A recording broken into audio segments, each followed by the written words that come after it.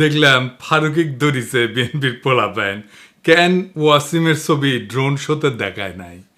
ফারুকি দেখলাম মাপটাপ চাইতেছে, ফারুকির এই অভ্যাসটা ভালো, কিছু বার্তা দেয় না। এর আগেও পাঠ্য বইয়ে ওয়াসিমের নাম না থাকায় খুব খেপেছিল ছাত্রদল, দেখেছেন না, মনে আছে না?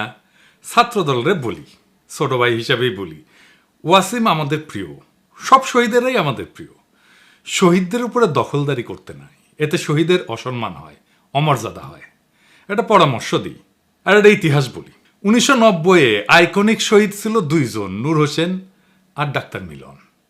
ডাক্তার মিলনের হত্যাকাণ্ডই এরশাদের পতনকে ত্বরান্বিত করে। উনি জাসদ করতেন, আমরা জানতাম। উনি বিএমএর নেতা, ডাক্তারদের নেতা, এটা সারা দেশে পরিচয় ছিল। ঢাকা মেডিকেল কলেজের টিচার ছিল। এখন এরশাদের পতনের পরে জাসদের মনে হইল এটার পয়েন্ট নিতে হবে, যে ডাক্তার মিলন জাসদ করত। সারা দেশ পোস্টারে ভরায় দিল জাসদ নেতা ডাক্তার মিলন বলে। মানুষজন পছন্দ করলো না। উনি ডাক্তারদের নেতা, ঢাকা মেডিকেল কলেজের শিক্ষক, 90-এর শহীদ, এই পরিচয়টা ঢাকা দিতে চাইল জাসদ পরিচয় দিয়া। কি ফল হইল? নূর হোসেন যুবলীগের কর্মী ছিল, তার নাম সবাই জানে। ডাক্তার মিলনের নাম আজকে কয়জন জানে?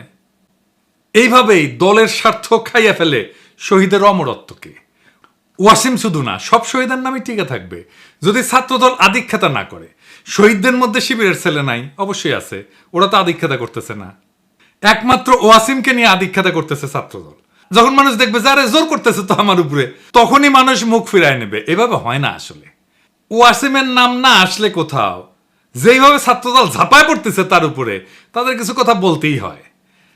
আপনাদের কি আদৌ কোনো নৈতিক অধিকার আছে কারো সমালোচনা করার ওয়াসিমের নাম না নেওয়ার জন্য? না, নাই, নাই, আপনাদের নৈতিক অধিকার নাই। আপনাদের দলেরও কোনো নৈতিক অধিকার নাই কারো সমালোচনা করার। জি, ঠিকই শুনতেছেন। আপনাদের বিএনপির কারো নৈতিক অধিকার নাই কেন ওয়াসিমের নাম নেওয়া হইল না এটা বলার। প্রমাণ চান? এইটা সাহেব দেখান তো 7ই আগস্ট 2024-এ তারেক রহমানের বক্তব্য, যেখানে শহীদের নাম উল্লেখ করতেছে। শুনেন। দেশ এবং জনগণকে স্বাধীন করতে গিয়ে চোখে মুখে বুকে গুলি আলিঙ্গন করা আবু সাইদ কিংবা মুগ্ধের মতন হাজারো ছাত্র ছাত্রী, তরুণ তরুণীকে প্রাণ বিসর্জন দিতে হয়েছে। শুনিছেন? ওয়াসিমের নাম আপনাদের ভারপ্রাপ্ত চেয়ারম্যান কইল? কয় নাই তো। উনার এই বক্তৃতাগুলো তো স্ক্রিপ্ট করে বক্তৃতা। উনি কেন ওয়াসিমের নাম কইল না? উনি তো লিখেই বলতেছেন, তাই না? আগে উনারে ধরেন, তারপরে অন্যদের ধরতে আসেন। যাই হোক, আজকের প্রসঙ্গে আসি। আজকের প্রসঙ্গ শ্রী শ্রী ওয়াকারানন্দ প্রভুপাদ। এই নাম কেন দিলাম আসেন সে আলাপটা করি। এই শ্রী শ্রী ওয়াকারানন্দ প্রভুপাদ মনে হয় জিন্দেগি ভালো হবে না। মাসুদ ভালো হবে, উই ভালো হবে না। প্রভুপাদ কেন করছি? কারণ উই যা কাজ করিচ্ছে তাতে উক এটা ছাড়া আর কোনো কিছু কওয়া উচিত হবে না। ওয়াকারানন্দ প্রভুপাদ বাংলাদেশে ইন্ডিয়ার মূল চালিকা শক্তি হয়ে উঠছে। তার উপরে ভর করিছে ইন্ডিয়া। সে এখন ইন্ডিয়ার মূল প্লেয়ার বাংলাদেশে। তার উপরে ভর করিয়া ইন্ডিয়া কিছু করবে পারবে কিনা সেটা অন্য আলাপ, আমি আসিচ্ছি সে আলাপে। তার আগে দেখে নি কেন আমি তারে প্রভুপাত কইছি। ওয়াকারানন্দ গেছে রাশিয়ায়, তারপরে ক্রোয়েশিয়ায়। জানুয়ারিতে রাশিয়ান রাষ্ট্রদূত দেখা করেছিল, তাই গেছে রাশিয়ায়। রাশিয়া কেন? কেন আমরা হিন্দুস্তান টাইমসের শিরোনাম দেখি, লিখেছে হিন্দুস্তান টাইমস, অভ্যুত্থানের জল্পনার মধ্যে ভারতের বন্ধু দেশে বাংলাদেশি সেনাপ্রধান করলেন কাজ। এই কথার মধ্যে সবকিছু কয়া দিছে। তাহলে কি কাজ করতে গেছে ওইটি? আপনি যখন কারোর সাথে ঘুটু করতে যাবেন না, তখন তৃতীয় একটা দেশে যাবেন। এই তৃতীয় দেশটা হইতেছে রাশিয়ায়। এই রাশিয়ায় গিয়া সে ইন্ডিয়ার পানি পড়া নিয়ে আসিছে। আইসেই সে দেখাতে গেছে যে দেখো দেখো দেখো, বাংলাদেশে ইন্ডিয়ার সিফা সালাক এখন আমি ওয়াকারানন্দ প্রভুপাদ, আমার এখন সাত দেখবা, বুঝছাও। গেছে বৌদ্ধ বিহারে, দেখেছেন? হিন্দুস্তান টাইমস কি নিউজ করলো এবার দেখেন। বাংলাদেশ ভাগের কথা উঠতেই এবার মৌলবাদীদের কড়া বার্তা সেনাপ্রধানের। ওয়াকার বললেন, দেখেছাও। এরপরে কুটি গেল, এরপরে গেল পয়লা বৈশাখ করতে ঢাকেশ্বরী মন্দিরে। আর পাশে কে? এডিটর সাহেব দেখান, এই কিরে, এই কিরে কিরে, সন্তোষ শর্মা। হ্যাঁ, সন্তোষ শর্মা বাংলাদেশের রয়ের 1 নাম্বার লোক। বাংলাদেশে আলেমদের ইন্টারোগেশনের টাইমে হাজির থাকতো এই সন্তোষ শর্মা। শোনেন হারুন ইজাহারের কণ্ঠে। একটা নাম আমি বলতে চাই, আপনাদের সকলকে চিহ্নিত করে দিতে চাই। সে হচ্ছে এই একটা পত্রিকা ইদানিং খুব দেখা যায়, কালবেলা পত্রিকার সম্পাদক সন্তোষ শর্মা, সে সরাসরি ওই বিদেশি এই কান্ট্রির ম্যানেজারের পক্ষ থেকে, স্টেশন ম্যানেজারের পক্ষ থেকে সে সরাসরি আমাকে রিমান্ডে নির্যাতন করেছিল। সেজন্য ওই কালবেলা পত্রিকার সম্পাদক সন্তোষ এর বিরুদ্ধে শর্মা, ওর বিরুদ্ধে মামলা হতে হবে। এবং সে কিন্তু নিজেকে অনেক বিভিন্ন আড়াল দিয়ে সে নিজেকে আড়াল করার চেষ্টা করেছে। এরাই কিন্তু আমাদের এই রাষ্ট্রকে সর্বদিক থেকে এনে ধ্বংস করেছে। এরপর 21 টিভির নিউজ দেখেন আর এটা। সন্তোষ শর্মা এখন তিনি দৈনিক কালবেলার সম্পাদক ও প্রকাশক, কাজ করেছেন শক্তি নামের পত্রিকায়। সাপ্তাহিক সুগন্ধার মালিক ছিলেন সন্তোষ শর্মা, হয়েছিলেন দৈনিক আমাদের সময় পত্রিকার ব্যবস্থাপনা সম্পাদকও। দেশে পূজা উদযাপন পরিষদের কেন্দ্রীয় কমিটির সাধারণ সম্পাদকও তিনি। ভারতের প্রধানমন্ত্রী নরেন্দ্র মোদীর সাথে ঘনিষ্ঠতার সংবাদ প্রকাশ করে তার নিজের পত্রিকাতেই। পেশাগত এসব পরিচয়ের আড়ালে সম্প্রতি বেরিয়ে আসছে ভয়ঙ্কর তথ্য। সন্তোষ কিন্তু দুটো ট্রাম্প কার্ড সে ইউজ করে, একটা সাংবাদিকতার, আর হলো সম্পর্ক। সে বাংলাদেশ পূজা উদযাপন পরিষদের সাধারণ সম্পাদক। হেফাজতে ইসলামের যুগ্ম মহাসচিব মুফতি হারুন ইজহার চৌধুরীর দাবি, ভারতীয় গোয়েন্দা সংস্থা র এর এজেন্ট সন্তোষ শর্মা। এইটা সাহেব, এবার আর ওর আসল প্রভু মোদির সাথে ছবিটা দেখান। এইবার আমাকে প্রিয় সালাউদ্দিন সাহেবের সাথে দেখান, ভিডিওটা দেখান না। দেখেছেন মালটা? এইবার সব হিসাব মিলিছে, খাপে খাপ মমতাজের বাপের মতো মিলে গেল। তার মানে এইটার পিছনে একটা বিশাল পরিকল্পনা আছে ওয়াকারের এই ভিজিটের পিছনে। আমরা একে একে দেখব ওয়াকারুজ্জামান কেমনে ওয়াকারানন্দ প্রভুপাদ হইয়া উঠলো, সেই জার্নিটা আমরা এক্ষুনি একটু দেখি। ওয়াকারের সাথে তো ইন্ডিয়ার পররাষ্ট্র সচিব ক্যান্টনমেন্টে গিয়ে দেখা করেছিল, তাই না? সেনা প্রধান তো সারাক্ষণ নাকি কথা কইতেছিল নতুন সরকার তৈরির সময় ভারতের সেনা প্রধানের সাথে, তাই না? ভারতের সেনা প্রধানই কয়ে দিছে। As of today, firstly, there is no vulnerability from any side. I am in touch with the chief of Bangladesh during the time of when this changeover took place. I was in constant touch with him, and even thereafter, in November 24, we had a video conference also. When we talk about the relationship we should talk about when there is an elected government. So as of now, the relationship is with the military is well and perfect. তারপর আয়নাগড় ভিজিটে বাধা দিছে, তাই না? 600-র বেশি আওয়ামী লীগ দাগিদেরকে ক্যান্টনমেন্টে আশ্রয় দিছে, তারপরে পলায় যেতে সাহায্য করছে। লেফটেন্যান্ট জেনারেল মুজিবকে ক্যান্টনমেন্টে অন্তরীণ অবস্থায় পলায় যেতে সাহায্য করছে। বিডিআর হত্যাকাণ্ডের বিচার আর করা যাবে না কইছে না? এই বর্বরতা কোনো সেনা সদস্য করেনি, সম্পূর্ণটাই তদানীন্তন বিজিবি সদস্য দ্বারা সংঘটিত। Full stop. এখানে কোনো ইফ এবং বাট নাই। আয়নাগড়ের সব এভিডেন্স নষ্ট করেছে ক্যান্টনমেন্টের মধ্যে। রাজনৈতিক দলগুলোরে ডেকে নিয়ে ঘুটু করেছে, তারপর আঙ্গুল উঁচায় শশাইতে গেছে, সারা দেশের মানুষের ঠাপ খেয়ে টানছে। হাসনাতরেও ধরতে গেছিল, পাবলিকের দিছে ঠাপ, হটিছে পিছে। তারপর শহীদ পরিবারের সাথে নাটক করিছে, পন্দের আলোতে কলাম লেখাইছে, ছাত্র সৈনিকের ঐক্য যেন ফাটল না ধরে। সৈনিক মানে সাধারণ সৈনিক না, কিন্তু সৈনিক মানে ওয়াকার।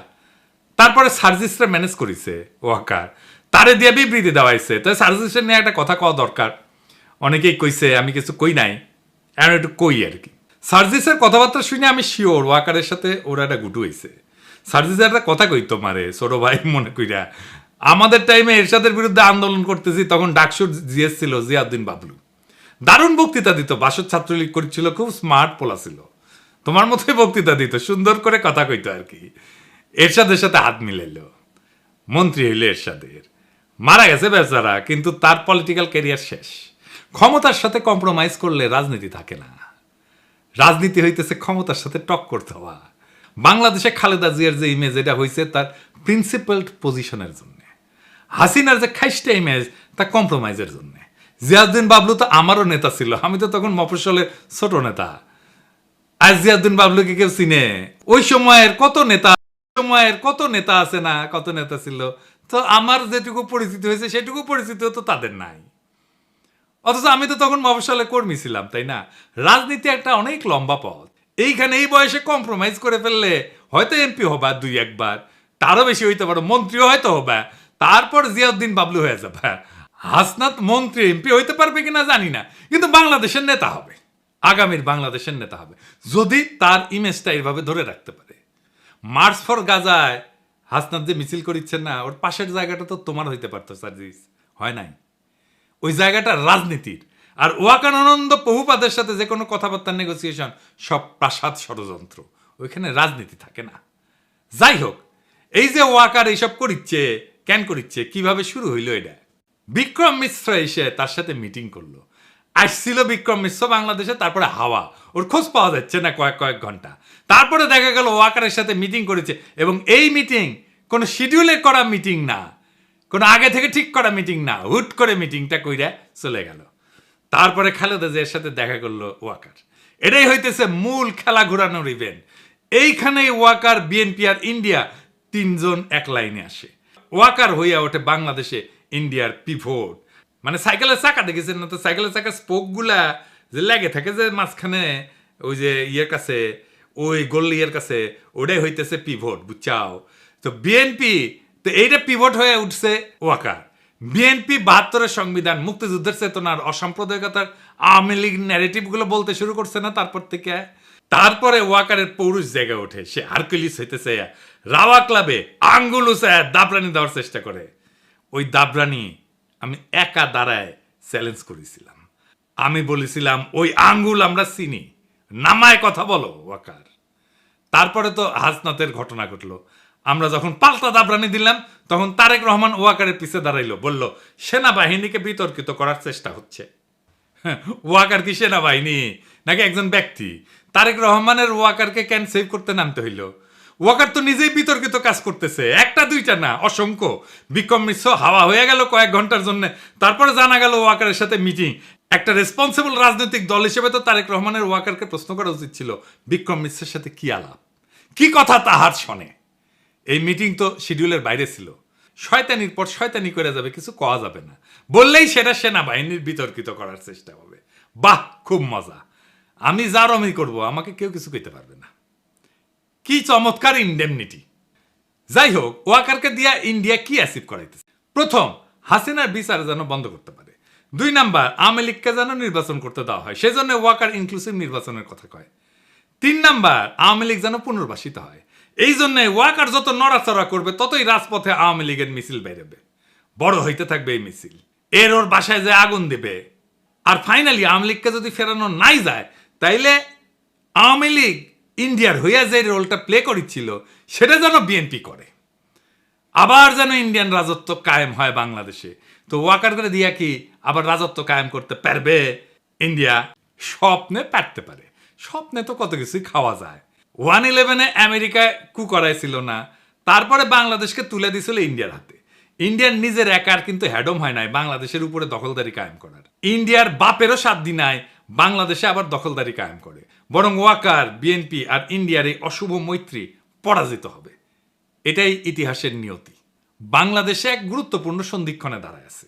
জুলাই বিপ্লবের পর প্রফেসর ইউনূস যে সরকার পরিচালনার দায়িত্ব দেওয়া হয়েছে, তা শুধু নির্বাচন আয়োজনের জন্য না, বরং দীর্ঘদিনের দুর্নীতিগ্রস্ত রাজনৈতিক এবং প্রশাসনিক কাঠামো সংস্কারের জন্য। টাইম ম্যাগাজিন তাদের দুনিয়ার সবচাইতে প্রভাবশালী ব্যক্তিত্ব বলে স্বীকৃতি দিছে। এই মানুষটার লিডারশিপে আমরা সমস্ত ষড়যন্ত্রের জাল ছিন্ন করে আগায় যাব। এই সময়টা একটা বিরল সুযোগ আমাদের রাষ্ট্রকে পুনর্গঠন করার। কিন্তু এই রাজনৈতিক দলগুলা প্রয়োজনে সময় দিচ্ছে না, সাহায্য করতেছে না, তড়িঘড়ি করে নির্বাচন নির্বাচন নির্বাচন কইরা মাথা খারাপ করে দিছে। এই তড়িঘড়ির নির্বাচন করলে আগের যে সিস্টেম ছিল সেটাই থাকবে, কিছুই বদলাবে না। আবার ফিরে আসবে সেই ফ্যাসিবাদ, আবার ফিরে আসবে সেই স্বৈরাচার। বারবার দেখতেছেন না, বারবার রক্ত দেওয়া লাগতেছে, বারবার লড়াই সংগ্রাম করতে হচ্ছে, ওই একই জিনিস আবারও থাকবে যদি আমরা এবার কিছু করতে না পারি। তাই এখন এই সিস্টেমে ব্যবস্থা পরিবর্তনের সময়, শুধু নেতৃত্বের পরিবর্তন না। ইতিহাসের প্রত্যেকটা বাঁকে আমরা দেখছি, যখন দেশপ্রেমিক জনতা একত্র হয়, তখন কোনো ষড়যন্ত্রই টেকে না, কোনো চক্রান্তই সফল হয় না। ওয়াকার, বিএনপি বা ইন্ডিয়া যেই হোক, যদি তারা জাতির স্বপ্ন, শহীদের আত্মত্যাগ আর জনগণের আশা আকাঙ্ক্ষার সাথে সংঘাতে আসে,